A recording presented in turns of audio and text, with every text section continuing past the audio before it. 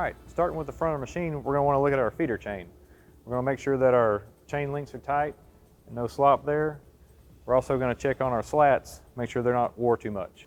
Also, we want to look at our pivot point for the faceplate, make sure our pin is tight and everything's good and secure. For our feeder chain tension, the tensioner is on the side of the feeder house. Next, we're going to move over to the side of the feeder house. All right, to tension our feeder chain, we're going to use this gauge right here and tighten the spring down to the gauge. But you want to be careful not tighten this too much because you might tension the chain too much and not give room for foreign objects to get through to your rock trap.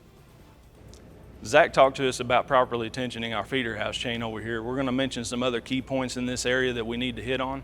One is this linkage here. It tells us the position of our front faceplate and our header angle.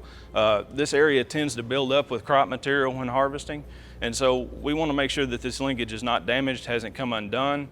There's also a pin back here that connects our cylinder. Sometimes things happen and the pin would break due to a header smacking the ground, so we want to check and make sure that that pin's not broken.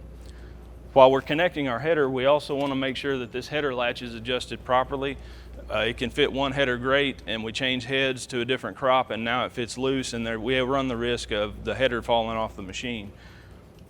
When we're making our header connections, we also want to check our hydraulic connections.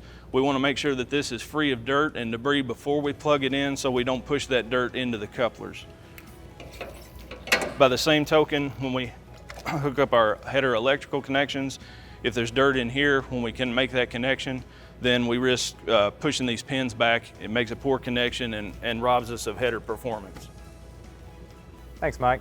After we get done looking at stuff right there, we need to pay attention to our header drive shaft right here. We need to take this cover off. There's a grease fitting on that shaft, and we need to make sure it gets greased.